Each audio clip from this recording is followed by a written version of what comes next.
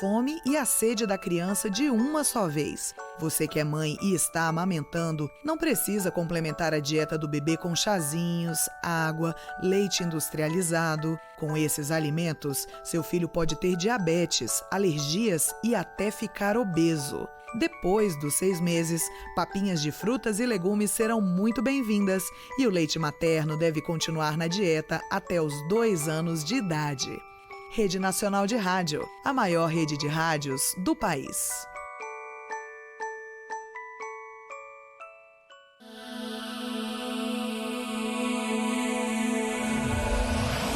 Universitária FM 99.9.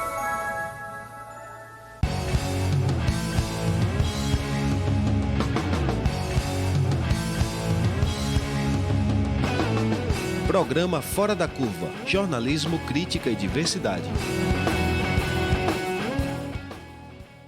Olá, ouvintes da Rádio Universitária 99,9 FM e também os ouvintes da Rádio Paulo Freire 820 AM. Está no ar Fora da Curva, o programa que fala sobre o que a maioria cala, entrando na sua 7ª temporada, né? Meu nome é Bruno Nogueira, eu sou jornalista, também sou professor lá do Departamento de Comunicação da Universidade Federal de Pernambuco. E lembrando que você está ouvindo a gente pelo rádio, você pode acompanhar nossa transmissão também pelo Facebook, né? Na página facebook.com/99universitária. Lá está aberto também para você mandar pergunta, mandar mensagem para nossos convidados aqui no programa de hoje. E a gente está chegando em 2020, né, segundo ano do governo Jair Bolsonaro, com talvez ainda mais incerteza sobre os próximos passos na política nacional. O presidente agora está sem partido, precisou rever seus aliados próximos, tem precisado rever seus aliados próximos quase que semanalmente, né, teve desentendimentos com Sérgio Moro, tem circulado em bastidores também que ele tem se desentendido com o ministro do chefe da Casa Civil, o Onyx, né? Ele hoje está sem a maioria no Congresso, né? Talvez suas 2 principais ações foi a implementação da reforma da Previdência e o início das 119 privatizações, né? Que foram prometidas, dentre elas inclusive do aeroporto do Recife. Mas ele precisou recuar, por exemplo, em várias de suas prioridades, né? Como o projeto de lei anticrime e também o próprio Futurice, que teria um impacto profundo na forma como é conduzida a educação superior no Brasil, né? Também é interessante notar que vários especialistas têm observado e comentado que, apesar de já ter vencido a eleição, Bolsonaro ainda age como se estivesse em campanha, né? E isso torna o cenário geral ainda mais confuso, né? A gente tem muita indefinição ainda em ministério, em secretarias, tem essas propostas que surgem como a campanha de abstinência sexual, né, durante o carnaval. E aí, frente a todas essas incertezas, o Fora da Curva abre essa 7ª temporada perguntando o que é que a gente pode esperar de 2020 na política. Eu estou aqui no estúdio com o Sérgio Ferraz, que é cientista político, também com Carmen Silva, que é do SOS Corpo, e também com Eduardo Mara, que é professor e militante da Consulta Popular. Bem-vindos. Bom dia a todos. Bom dia. Bom dia. E aí eu queria saber, para a gente começar a conversa de hoje, né, de vocês, qual é a leitura que vocês fazem desse atual momento do governo, né? O governo, ele parece ter se enfraquecido, essa impressão é equivocada? Como é que vocês estão vendo? Começa. Bem, sem dúvida, eu acho que é interessante a gente começar para pensar essa questão de como é que vai ser 2020, olhando um pouquinho para 2019, num sentido um pouco diferente do que a gente costuma fazer. Como o Bolsonaro e o governo dele criam uma polêmica por dia, né? Ofende um grupo social diferente praticamente diariamente, talvez não fique tão claro para a gente o que é que ele consolidou. Ou seja, o contrário da ofensa. Quem é que Bolsonaro, digamos assim, fidelizou nesse primeiro ano? No meu entendimento, eu acho que tem 3 vértices que foram fidelizados realmente pela presidência de Bolsonaro e que são muito importantes para a gente entender essa configuração sociopolítica. Basicamente, você tem o quê? Em primeiro lugar, as corporações armadas, federais, estaduais e municipais. É impressionante como hoje o bolsonarismo está presente e forte, não apenas no Exército, mas também nas polícias militares estaduais e nas polícias civis e até dizem nas guardas municipais. Então esse é o primeiro vértice. O segundo, o empresariado. Né? Enquanto que na população você tem 30% de ótimo e bom em média nas pesquisas, no empresariado você tem 2/3, segundo a CNI nos informa. Né? E num terceiro vértice, as igrejas evangélicas. Né? Então você tem no primeiro ano uma fidelização, uma consolidação de uma espécie de bloco, né? Com essas 3 vertentes aí respaldando Bolsonaro. Por outro lado, com a perplexidade das oposições em 2019 e com um certo recesso dos movimentos sociais, com exceção talvez do pessoal da educação ali por volta de maio, né? Aquelas movimentações expressivas que existiram.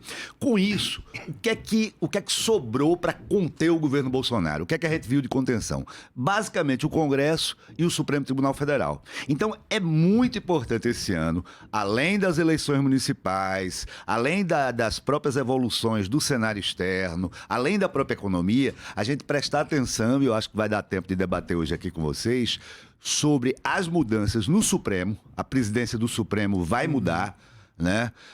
E haverá a primeira indicação de um ministro por Bolsonaro, com a saída de Celso Mello em novembro. Então, é preciso avaliar um pouco o que é que isso vai significar. O Supremo vai continuar numa linha de contenção, não vai, né? E a própria questão do Congresso. Um ano mais curto para o Congresso, menos tempo para conduzir a agenda de reformas, segundo semestre é basicamente eleição, mas mais importante do que isso, o último ano da presidência Rodrigo Maia, que criou mais ou menos uma situação de equilíbrio, né? Você tem um certo diálogo com a oposição, é uma coisa muito interessante, a gente vai poder discutir isso, porque o Congresso, ele teve um papel de controle, mas ele tem um papel ambíguo, porque ele também dá racionalidade ao governo, porque é ele quem garante o mínimo de uma política econômica sendo operacionalizada, né? Então tem esses vários elementos que a gente pode começar a discutir aí durante o programa. E vocês? Veja, eu acho que para a gente olhar para esse ano, nós temos que entender que o que ocorreu nas últimas eleições presidenciais e o que vem ocorrendo na política brasileira é uma mudança muito profunda. Veja, não dá para olhar para a política e para o governo Bolsonaro com os mesmos parâmetros de análise que a gente olhava para os governos anteriores. Explico o que quer dizer isso. Veja, a política vinha sendo pautada desde a década de 80 por aquilo que a gente pode chamar de Pacto da Nova República. O que é que significava aquele pacto que estava impresso na Constituinte de 88?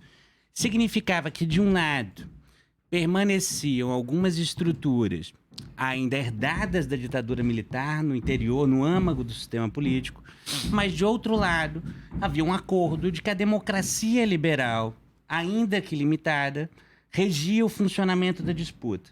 Isso configurou, nas eleições de lá para cá, 2 principais blocos que nasceram do período democrático. Nasceram no período democrático, de um lado, com a gramática neoliberal de recusa do Estado, o PSDB, e do outro, com uma gramática também de recusa do Estado, mas de valorização da sociedade civil organizada, dos movimentos sociais, o Movimento Democrático Popular e o PT. E estes 2 polos disputavam nas regras do jogo da política liberal, sendo pautados por um centro político, que era caracterizado como MDB. Veja, esse pacto se rompeu com a eleição de Bolsonaro. Ele não age por dentro das regras do jogo do sistema político anterior. E isso me parece importante. Veja, de um lado, ele conseguiu angariar em setores importantes do empresariado, aí concordando muito com o Sérgio, uma unidade no programa econômico. Então, por mais que setores do empresariado recusem a forma de fazer política do Bolsonaro, as medidas econômicas, principalmente o desmonte dos direitos trabalhistas, têm garantido uma unidade muito forte nesse setor. Ele unificou os ramos de aparelho de Estado e aquilo que é central no ramo de aparelho de Estado. Percebam que sempre que as polêmicas no interior dos ministérios aparecem, indicando uma corrosão na unidade do governo, quem vai para frente dizer há uma garantia de unidade são os militares. Né? E uma figura importante, que é o ministro da... Guedes? Não, estou falando do militar mesmo, não é o Guedes, não. Me foge o nome. Augusto Heleno? Augusto Heleno, mas e o Vilas Boas. Vilas Boas. Recentemente, Vilas Boas, na polêmica com o Sérgio Moro, disse: não, há uma unidade no governo. Tem mais pontos em comum do que... Então, há uma garantia de unidade nesse setor. E há uma intenção clara de enraizar o pensamento conservador, e eu digo, depois a gente vai ter mais tempo para debater, e o pensamento neofascista na sociedade brasileira. Fazer com que ele alcance lugares onde ele ainda não tinha alcançado. Né? E um desses lugares, inclusive, são os grandes centros urbanos do Nordeste, né? E as cidades médias. Então, veja, este enraizamento é que vai garantir. Veja, ele não está querendo garantir governabilidade só pelo centro político no interior do Congresso. Ele está olhando para outras bases e outras formas de garantia não democráticas da sua política. Então, acho que isto vai pautar muito a atuação desses setores daqui para frente. Ele precisa angariar base social de sustentação para além disso. E tu, Carmen? Então, eu tenho muito acordo com o Sérgio, com o Eduardo, com algumas considerações. Assim, eu acho que, de fato, o governo conseguiu consolidar essa sua base de apoio fora do Congresso, que são essas vertentes que o Sérgio falou, embora a gente deva reconhecer também que eles não são monolíticas, né? Os evangélicos também está crescendo uma resistência no meio evangélico, tem vários grupos e frentes organizadas entre os evangélicos que são contra o governo Bolsonaro, que eu acho que é um elemento que importa. Mas eu compreendo que essas três vertentes que você disse, elas são muito importantes. Inclusive a vertente armada, quer dizer, não é só a polícia, são as milícias, e a gente com certeza vai poder comentar o que aconteceu esse final de semana, né, em relação ao assassinato do chefe do escritório do crime, né, um miliciano do Rio de Janeiro, envolvido aí no processo tanto das rachadinhas do Flávio Bolsonaro como no processo do assassinato da Marielle. E isso é uma demonstração do vínculo que eu acho que dialoga com o que Eduardo está falando, de que o governo está forte e constrói a sua força para além dos meios institucionais. Quer dizer, ele mantém o ritmo de campanha, dialogando via grupos de WhatsApp com essas suas vertentes de sustentação, e isso dá uma possibilidade da gente estar vivendo e viver com uma certa brevidade o crescimento desse fascismo não nacionalista que a gente está vendo no Brasil. Então, isso, de fato, está ocorrendo.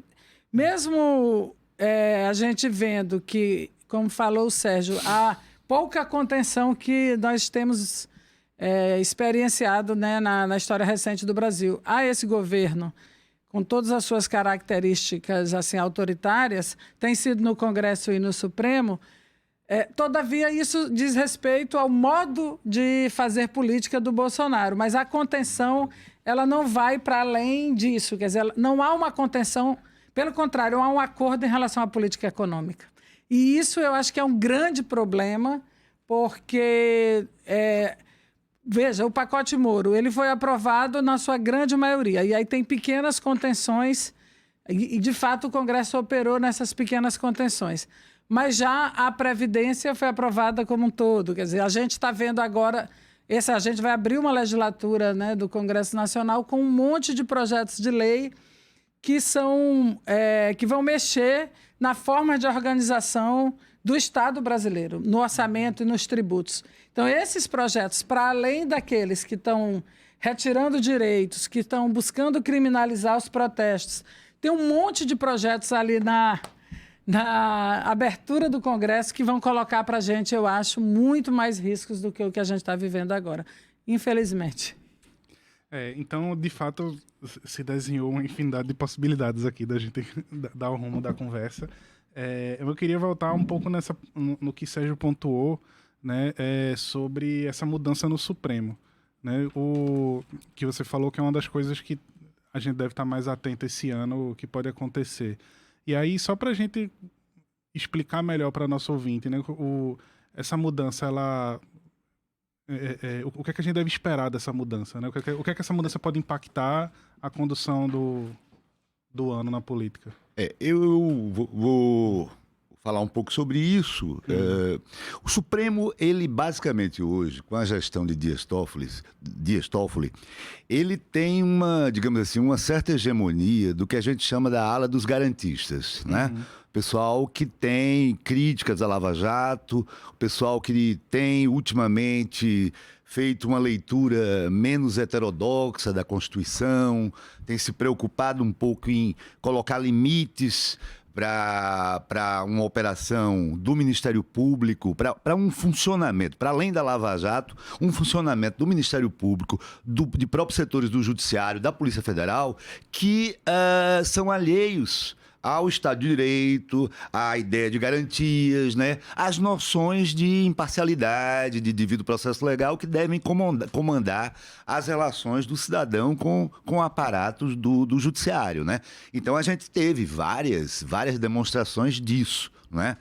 Na gestão do Dias Toffoli e no decorrer do ano de 2019.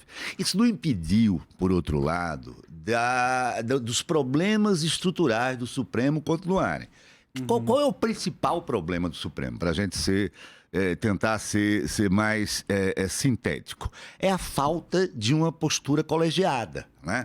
O Supremo, de alguma maneira, ele foi sequestrado pela agenda individual dos ministros. Esses ministros se fortaleceram muito nos últimos anos do ponto de vista institucional. Um ministro hoje, ele é capaz de atuar como uma vontade contramajoritária em relação ao próprio plenário. Um ministro que é relator de um processo, por exemplo, ele pode sentar em cima do processo durante anos, sem jamais colocar a decisão para o colegiado. Isso é um problema. Por quê? Porque isso, com o tempo, isso desgasta a reputação do tribunal. Então, esse problema continuou e continuou também uma tendência a se aproximar do Executivo através de caminhos que não têm a ver com o papel do Supremo Tribunal Federal. Como nós vimos com aquelas iniciativas do pacto entre os poderes, bancada pelo Toffoli, que terminou não dando em nada, porque não é papel do Supremo fazer pacto. O papel do Supremo é garantir que as coisas sigam dentro das regras do jogo, né? É garantir que as balizas sejam as balizas da Constituição de 88. Mas o que é que vai mudar? Vai mudar sim, porque Luiz Fux representa uma outra visão. Luiz Fux é o cara... É um dos ministros, talvez ao lado de Barroso, o ministro mais alinhado à Lava Jato. Então, a presença de Luiz Fux na presidência do tribunal, como inclusive nós vimos agora no episódio, no recesso do juiz de garantias, ela muda completamente o jogo, no sentido que você vai ter no Supremo, ou pelo menos na presidência do Supremo, um órgão muito mais alinhado com a República de Curitiba, com o próprio Sérgio Moro, né? E assim por diante. Então, eu desconfio... E sendo Luiz Fux também tão ou mais preocupado, como Toffoli o era, em manter boas relações com Bolsonaro, eu desconfio que a gente corre o risco de ver nesse eixo de contenção um enfraquecimento em 2020. Agora, uma questão interessante da gente pensar é o seguinte: a ala garantista sabe que isso vai acontecer a partir de setembro. E eles têm alguns meses para atuar. E uma coisa interessante é a gente acompanhar o resultado da arguição de suspeição contra Sérgio Moro. Porque, vejam, não é por acaso a polêmica que foi criada em torno do juiz de garantias. Ora, o Congresso votou por ampla maioria a criação dessa figura e o recado foi muito claro. O recado foi direto para Sérgio Moro.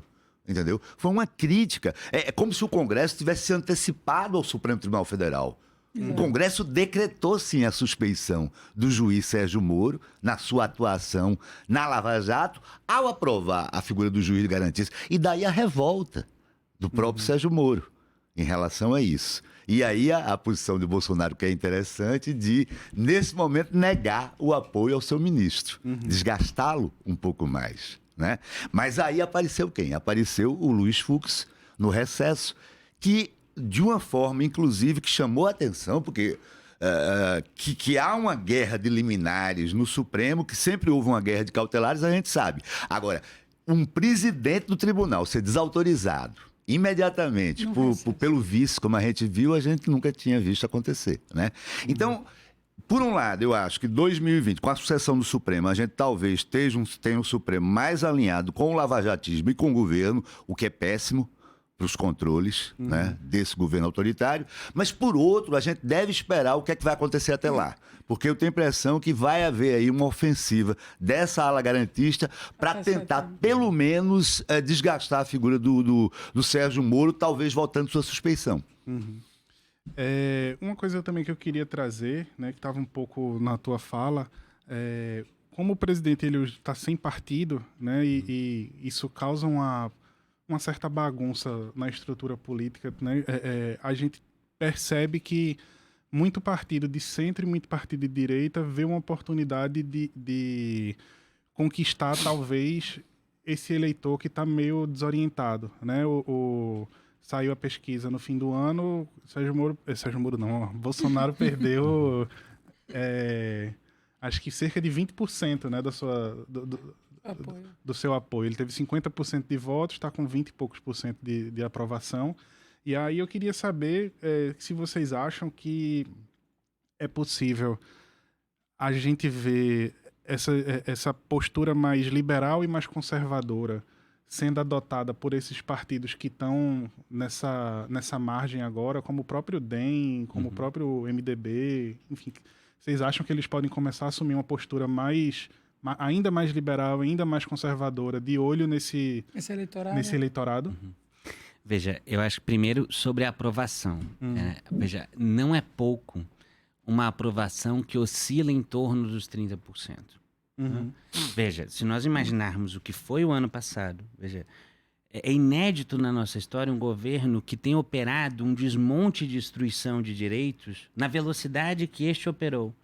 E que tem um impacto de súbito agravamento de condições de miséria na vida do povo, como este teve no ano passado. É visível isso, né? E ainda assim, contar com cerca de 30% de apoio. A última pesquisa que saiu foi da Confederação Nacional dos Transportes, tinha aumento no início do ano do apoio ao Bolsonaro. E isso, se a gente somar com o dado que saiu no ano passado, que acharam um desdobramento de uma pesquisa do Datafolha, que nos dizia que parte da desaprovação do presidente não era por conta daquilo que ele fez, mas das medidas que ele havia deixado de fazer, daquilo que há de mais conservador, entre outras coisas, no Sul-Sudeste, o fechamento do STF, por exemplo, ou do Congresso. Se a gente considerar isso, há uma enorme base conservadora que mantém o presidente. Por isso eu não acho que a desaprovação seja para ele um problema. Porque ele tá usando outras regras do jogo para medir. E a segunda coisa é que essas disputas, tanto as disputas entre ramos do aparelho de Estado, né?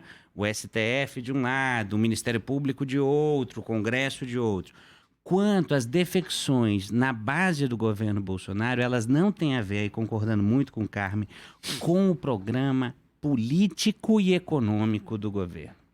Veja, não há como crer que o PSL, formado pelos políticos que formam aquele partido, tenha se distanciado do programa conservador. Há uma disputa pelo timoneiro, mas não pelo rumo do navio. E os setores aos quais mais interessa a política econômica estão contentes com o timoneiro. Ele é mais seguro do que arriscar uma mudança, de novo, em quem está conduzindo o barco. Então, este, para mim, me parece ser um dado fundamental da conjuntura atual. Acho que, e essa é a dificuldade atual dos setores democráticos e progressistas, é necessário, a um só tempo, deslocar setores desta base do neofascismo, setores democráticos, ainda que não concordem inteiramente com o programa de esquerda, mas, ao mesmo tempo, é necessário separar o joio do trigo. Não se disputa o pensamento fascista. Não se disputa pedaços desse bloco. Então é necessário saber quem é quem na política. E isso não vai se dar tão facilmente pelas siglas partidárias. Porque haverá dentro destes setores que você listou quem está disputando o apoio dessa base ultraconservadora e se alinhando a isso, e haverá setores a deslocar. É necessário avaliar com muita calma isto, né? Porque não se deve, nesse momento, ampliar o espaço desses setores. Não acho que as eleições desse ano, por exemplo, serão um momento somente onde o bolsonarismo ou o neofascismo, como eu tenho caracterizado e outros caracterizam, irá buscar somente ganhar prefeituras. Ele vai buscar a eleição também para ampliar sua base de apoio. E o Aliança, que eu não acho um dado irrelevante da conjuntura, a criação de um partido vinculado ao presidente, que faz uma movimentação de criação de fatos políticos em torno da fundação desse partido nos estados, onde em Recife você tem 3 mil pessoas assinando, né, legitimando a criação desse partido, e isso foi muito explorado nas mídias. Não acho que isso é uma movimentação qualquer, acho que isso é uma movimentação que nós temos que estar muito de olho, porque esse enraizamento, usando várias siglas, e esta sigla central que está sendo criada, ele é um enraizamento que conta com o potencial do pensamento conservador, a não ser que a gente dispute este pensamento. E não é uma coisa que se faz no tempo do calendário eleitoral, é um trabalho muito mais difícil de educação popular, você disputar essa base conservadora. Ô Eduardo, eu tenho a impressão, Bruno, que, na verdade, assim, esse momento que a gente está vivendo não é muito possível, por conta da forma mesmo como está organizado o sistema político brasileiro, da gente pensar muito em termos de partidos. No sentido, especialmente no campo do centro e da direita. Pensar muito em termos de partidos como siglas que seriam uma organização política que tem um projeto, que tem uma coerência, que tem... Eu não consigo muito raciocinar nesses termos, porque, embora os partidos, na verdade, são quem concorre nas eleições, é a única forma de você participar do processo eleitoral através de partido, mas eles se articulam muito como forças políticas. Então, a gente pensar essa disputa das instituições, o Poder Executivo, o Supremo e o Congresso pode nos ser mais interessante a gente pensar em termos de blocos que se formam. Porque mesmo essa articulação toda para criar o partido do presidente, o que vai significar isso em termos eleitorais se ele não conseguir concorrer nas eleições municipais? E tudo indica que não vai concorrer. Isso significa que o presidente, ou seja, o bolsonarismo, com todas as suas articulações, seus tentáculos em cada município, vai se aliar a forças políticas locais, seguramente de direita, para apoiar candidaturas. E isso vai recompor um campo. Coisa que também os setores de centro e esquerda vão tentar fazer. E já estão fazendo, na verdade, se articulando para comprar grandes campos.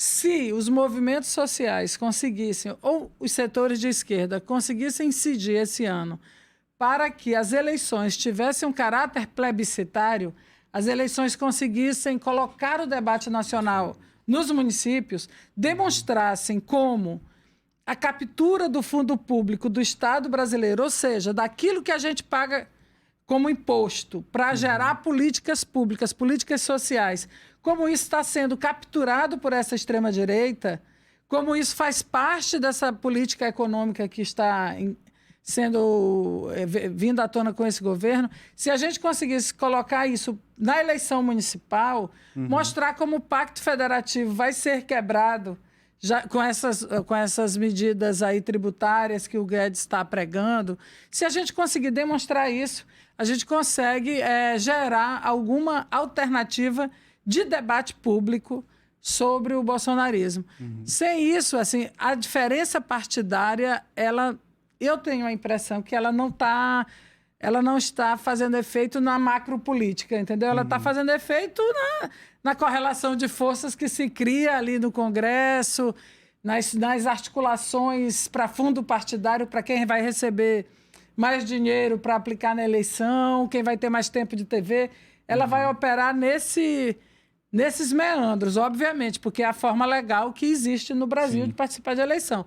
Mas na grande política é muito mais blocos de força do que as siglas partidárias.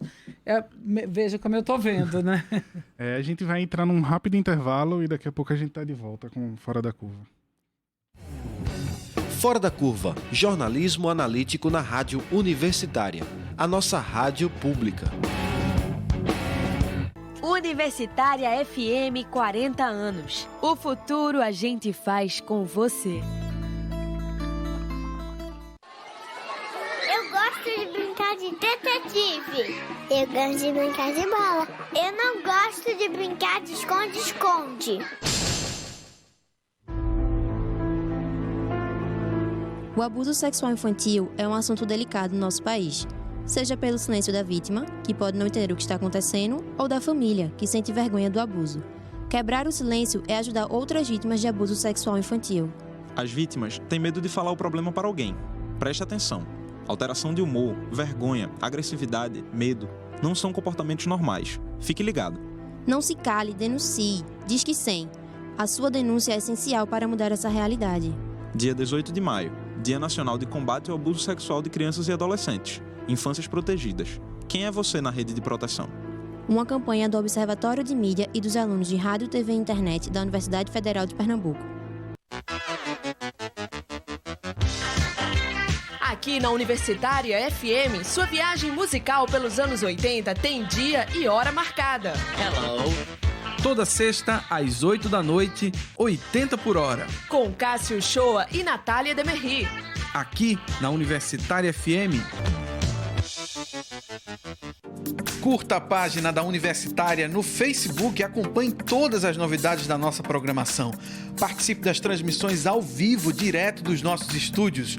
Curta, comente, compartilhe o conteúdo multimídia da nossa rádio pública. facebook.com/99 Universitária.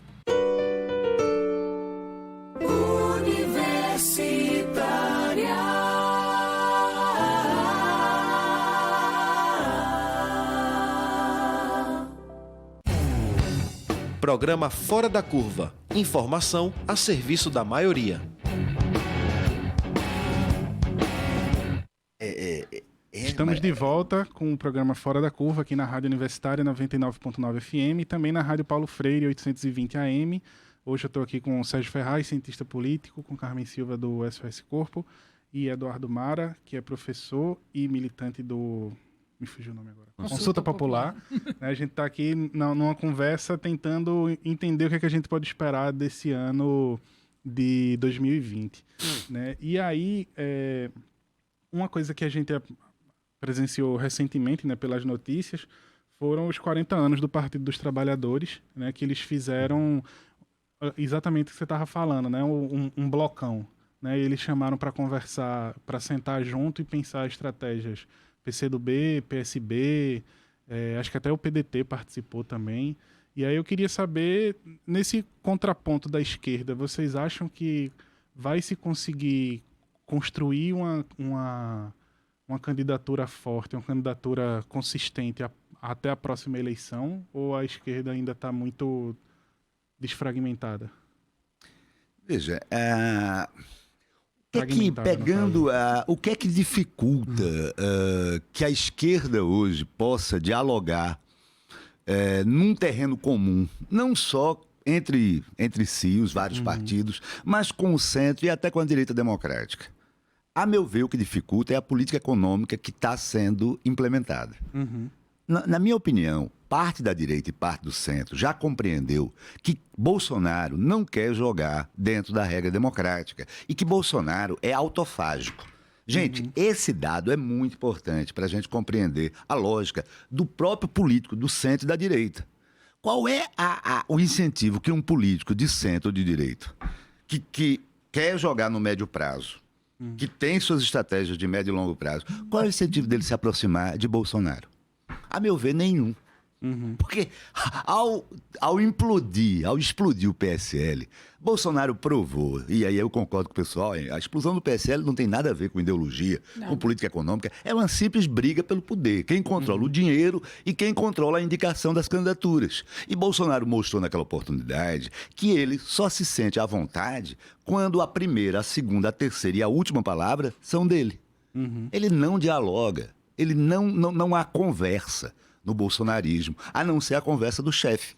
Então, se coloquem no lugar do PMDB, do DEM, de qualquer partido, do João Dória. Qual é a possibilidade de você conviver numa situação dessa? Entendeu? Agora, por que ao mesmo tempo, se a elite vê isso, vê o caráter autofágico de Bolsonaro, e estão aí as vítimas? É Gustavo Bebiano, é o general Santa Cruz, né? Onyx está na linha para ser despedido também. Quer dizer, saiu fora da linha, eu te deixo na estrada e sem grandes adeuses, né? Então, mas aí vem a pergunta, por que essa elite, que já notou perfeitamente isso, não é capaz de colocar o dedo na ferida e formar o cordão sanitário que a gente precisava formar contra um governo que ameaça a democracia e a república? Por conta da política econômica. Uma política econômica que não serve para o Brasil crescer, mas serve para mudar as estruturas regulatórias estruturais a favor do capital. Quando vier a retomada, porque um dia chega, o capitalismo é cíclico, os parâmetros estruturais do sistema, em termos de direitos trabalhistas, previdenciários, sociais, tamanho do Estado, vão estar completamente reescritos. Os caras, desde o ponto do futuro, e a rigor, justiça se faça, desde que Dilma traiu sua base e nomeou Joaquim Levy para ministro da Fazenda no segundo governo dela, desde aí, no Brasil se escreve uma outra Constituição econômica a favor da direita mais extrema, do grande capital. Está se contratando explosão de desigualdade social no Brasil pelos próximos 10, 20 anos. Então, eu acho que o nó da questão está aí. Está claro para todo mundo, ninguém é criança. A direita está dividida já. A direita já sacou que não pode trabalhar com o Bolsonaro. Mas o bolso está impedindo essas pessoas de tomar uma atuação melhor. Então, para ser conciso, o que é que está faltando? Está faltando a oposição explorar essas contradições. Está faltando a oposição chegar para disputar também isso aí e voltar a se conectar com a massa. As questões da massa são óbvias. Segurança, emprego. Entendeu? Segurança, emprego, essa é a corrupção, que é preciso ter um discurso sobre isso, né? Essas são as questões. E o novo desenho do mundo do trabalho, que não é mais um mundo fordista, não é mais um mundo da fábrica, é o mundo dessa economia de serviços louca, desigual, precarizante, que a gente tem que dialogar. Então, eu acho que a esquerda consegue avançar à medida em que ela trabalhar com as contradições da direita, mostrar que o projeto Bolsonaro não é interessante nem para a direita, né? E, ao mesmo tempo, se reconectar com a massa. Né? E eu acho que isso não está acontecendo, infelizmente. A minha preocupação é que eu acho que não está acontecendo nenhuma coisa. A esquerda não está sendo capaz nem de atualizar seu discurso, nem de ver que tem que fazer um cordão sanitário. Por exemplo, no final de semana, quando a presidente do PT diz que não sabe se o DEM e o PSDB são partidos para fazer aliança, ela está mostrando que ela não entendeu a diferença do bolsonarismo.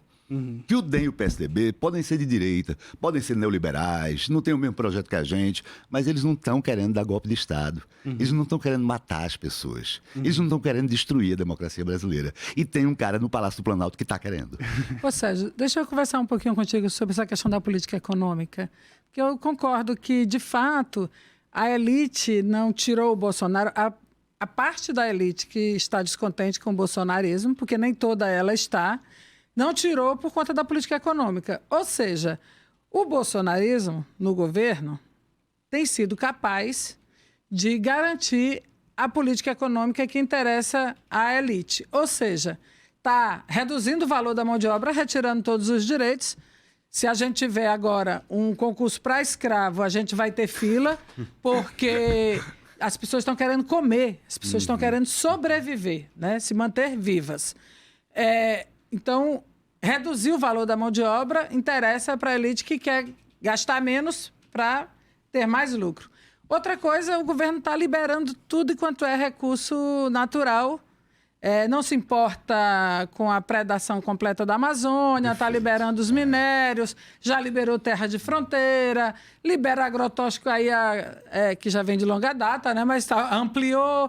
Quer dizer, então, esse programa econômico que possibilita, já hoje, embora a economia brasileira não esteja crescendo ainda, né, mas possibilita aumentar o lucro para quem ela cresce.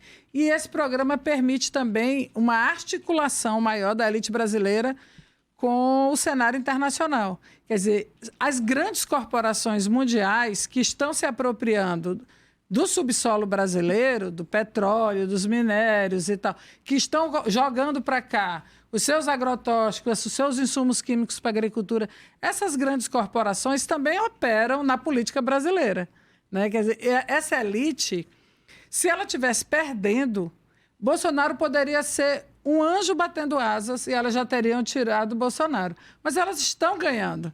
Então, por mais que algumas, assim, mais refinadas, torçam o nariz para as grosserias, para Bolsonaro dando banana para jornalista, né? Fazendo gestos obscenos, dizendo palavrão. Essa elite assim mais refinada pode não aceitar isso, porém o movimento a partir das elites para tirar o Bolsonaro parece que está difícil de ocorrer, né? Eu tenho essa impressão. Improvável.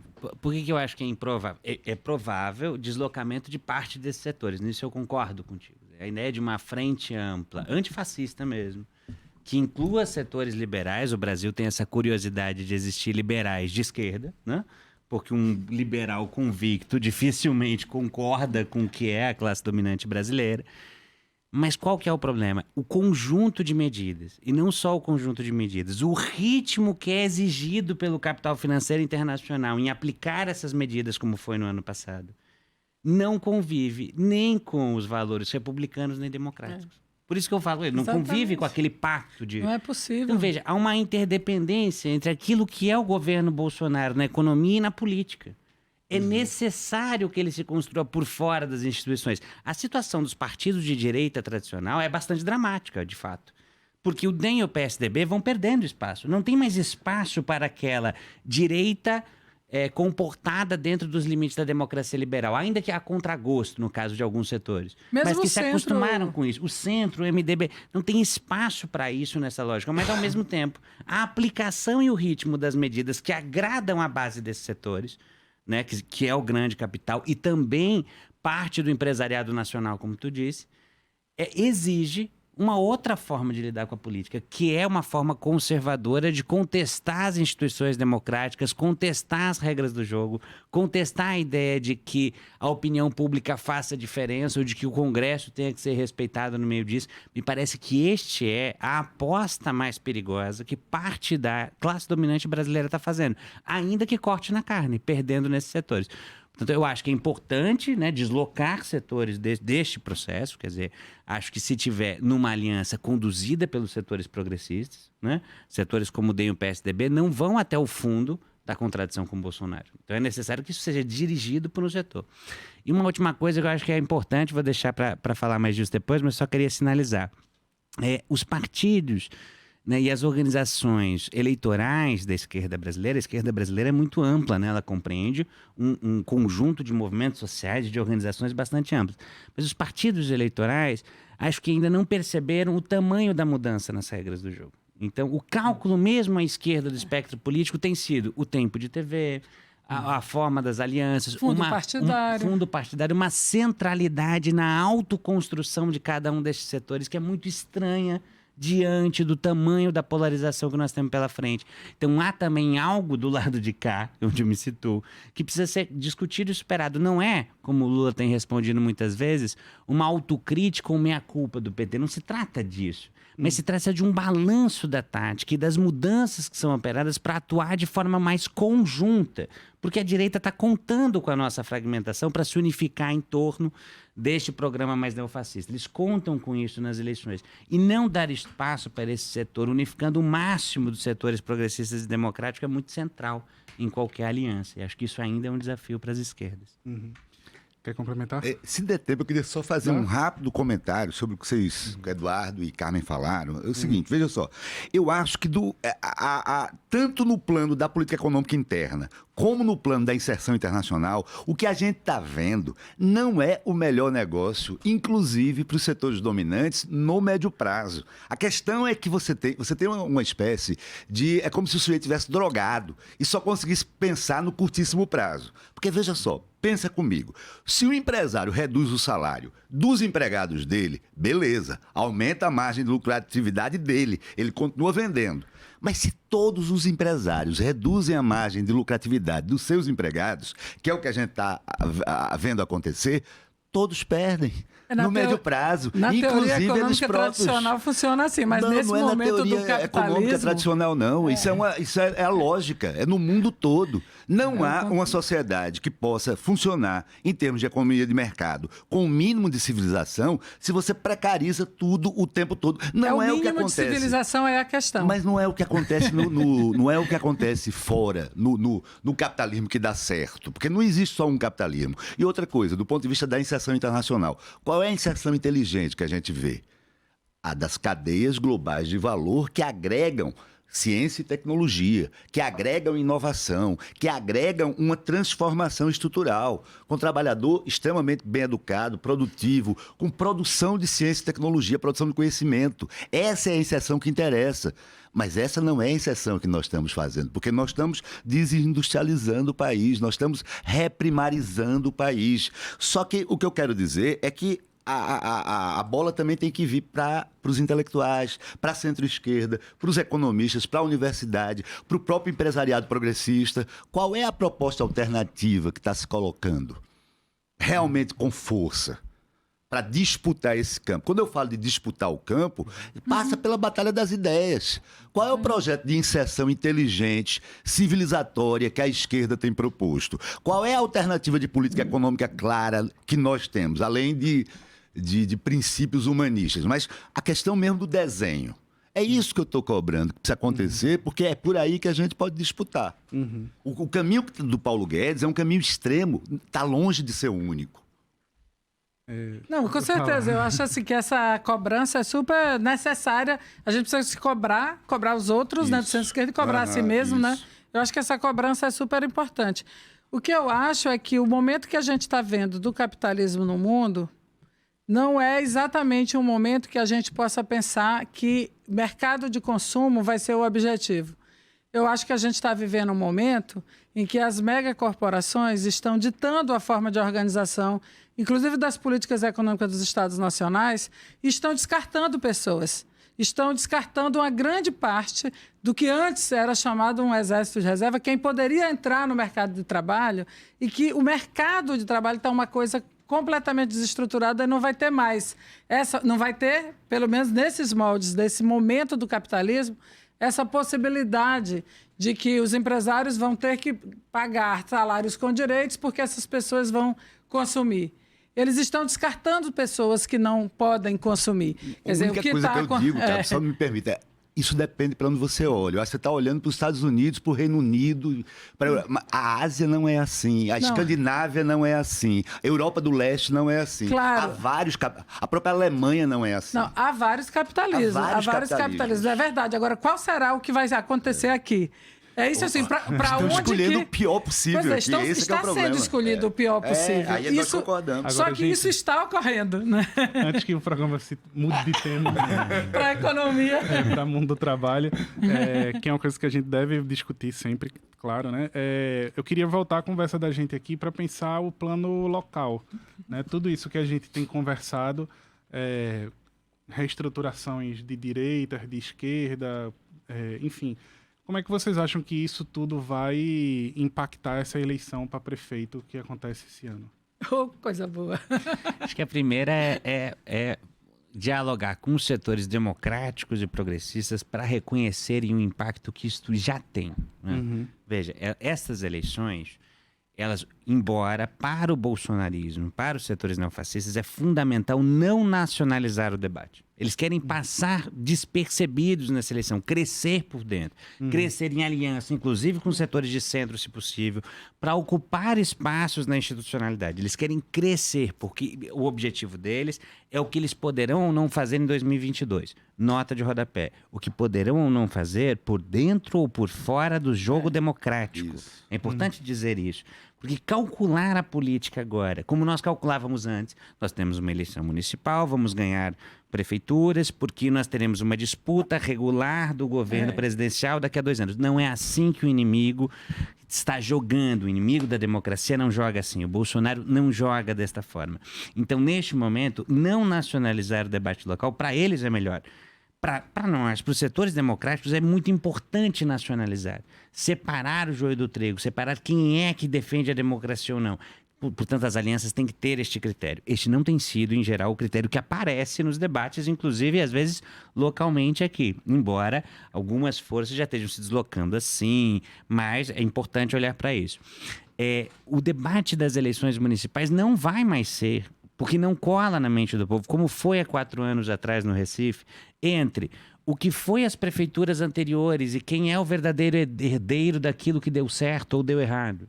Veja, o que está impactando na vida do povo não é mais o resultado das políticas dos municípios que estavam ancoradas numa política pública federal na época dos governos neodesenvolvimentistas ou progressistas.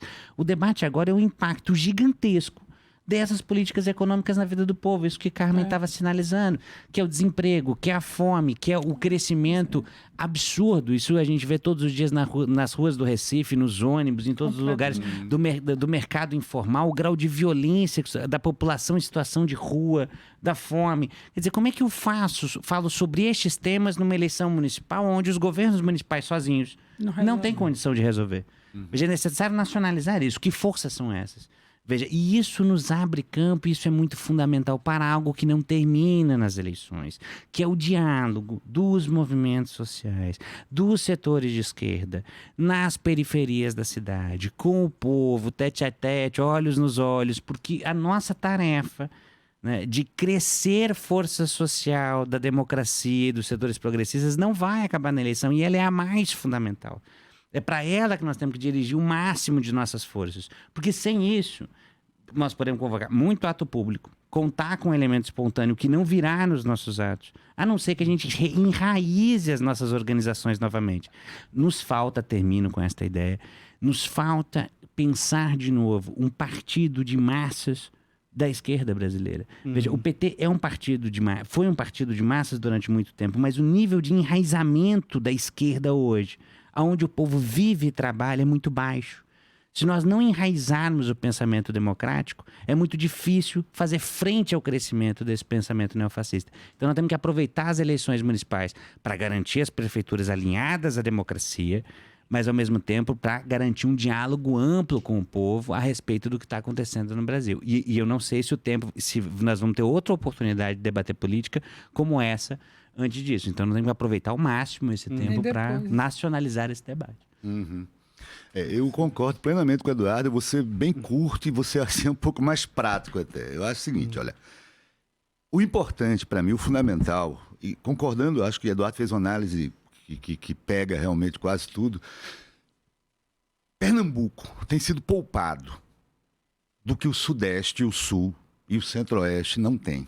Nós não temos um governador bolsonarista, nem um prefeito bolsonarista, como muitas cidades e estados estão tendo. Eu acho fundamental é que o PT, o PSB, o PDT, os partidos do campo democrático tenham juízo, no sentido de que lancem seus candidatos no primeiro turno, mas mantenham o respeito entre si. Mantenham um respeito mínimo em nome de uma unidade no segundo turno que será essencial.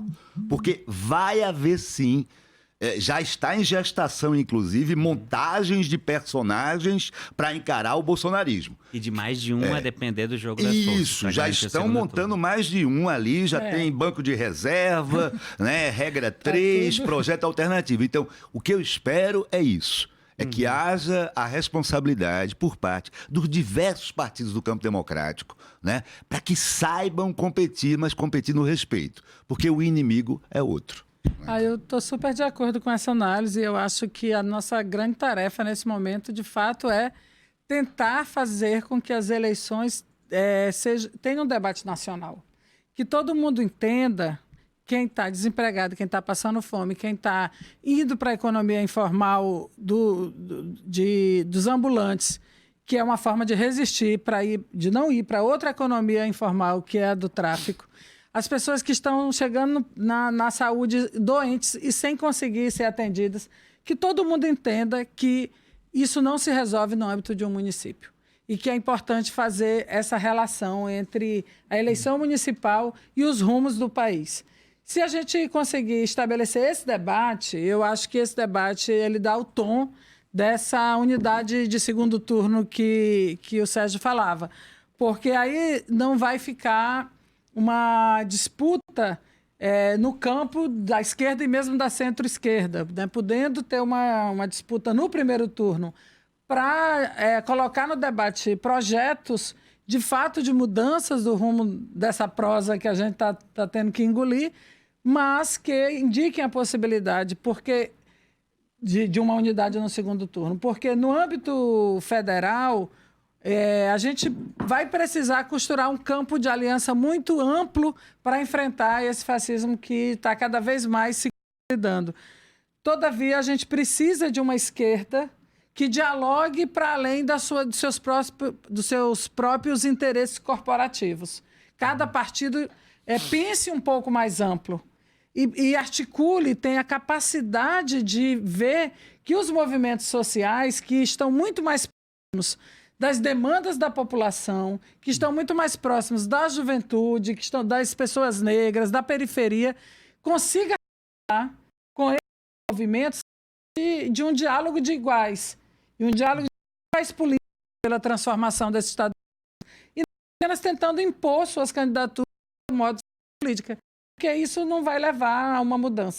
Então, para ter uma frente ampla, é preciso que a esquerda dialogue com está no campo da esquerda para chegar a articular um centro-direita numa frente antifascista. Essa é uma questão polêmica, na verdade, né, na eleição aqui do Recife, porque desenhando ainda as candidaturas, né, teve até surpresa agora, para mim foi da Patrícia, né, que se associou ao Podemos, deve se candidatar também, mas tem essa questão polêmica que é a da candidatura de Marília Reis existir ou não existir, justamente nesse contexto de fazer uma aproximação. Mas Bruno, eu acho que Marília pode existir ao lado de João Campos ou candidato que o PSB venha a lançar. A questão é a questão de respeito.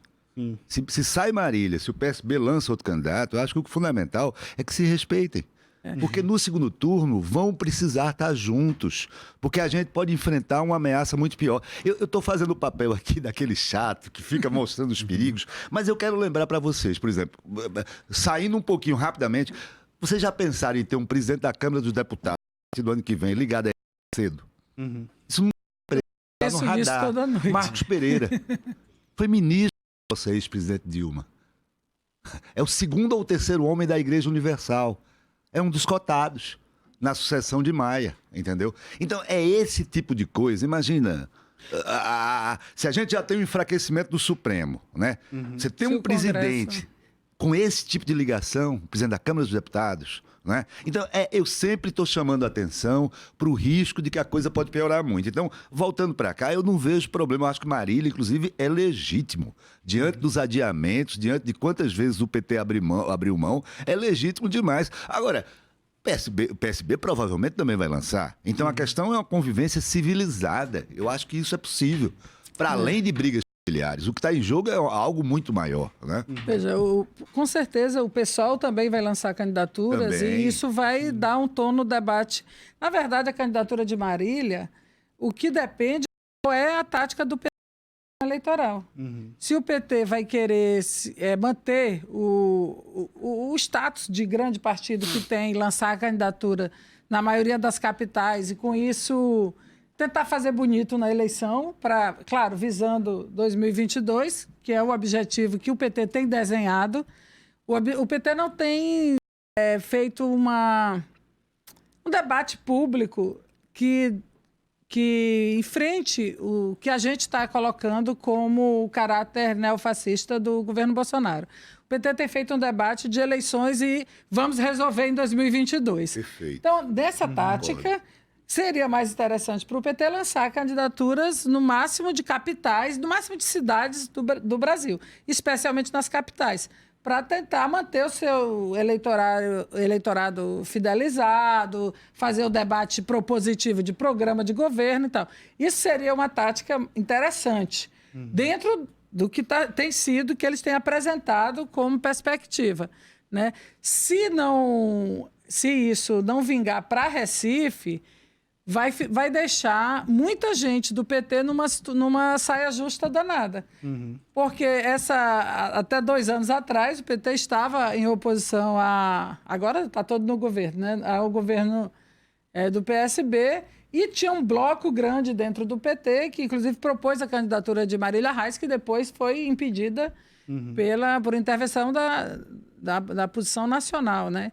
Agora parece que a coisa está meio invertida. Então, na verdade, essa candidatura depende de qual vai ser a tática do PT. Para o conjunto da esquerda, entendendo aí a esquerda não só como partido, mas o conjunto dos movimentos sociais, parece que seria mais interessante, pelo menos eu penso assim, ter mais candidaturas de esquerda. Ter candidaturas que, de fato, pudesse colocar o debate, no debate da nacionalização das eleições, né? Do cenário das eleições municipais. Agora a gente não tem poder de definir isso, né? Infelizmente. O tempo da gente, infelizmente, encerrou, né? Mas a gente deve retomar esse assunto da eleição local em programas futuros. Queria agradecer bastante a participação de vocês, né? Tá dada a largada a 7ª temporada do Fora da Curva. O programa de hoje teve produção e locução minha, Bruno Nogueira, nas redes sociais, Larissa Silva e Carol Torpe, os trabalhos técnicos de Marco da Lata, e uma ótima semana para todas e todos. O programa Fora da Curva é uma realização do Departamento de Comunicação Social, com o apoio do Departamento de Sociologia e do Núcleo de Rádio e TV Universitárias. Parceria com o Marco Zero Conteúdo, Centro das Mulheres do Cabo, SOS Corpo, Centro Sabiá, Terral Coletivo de Comunicação, Centro de Cultura Luiz Freire. Esse programa fica disponível em nossa página do Facebook e no canal do YouTube. Acompanhe as nossas redes sociais, porque nós também divulgamos por lá muita informação que você não vê por aí. A música tema deste programa foi composta pela banda Diablo Motor. Programa Fora da Curva. A gente fala o que a maioria cala. 12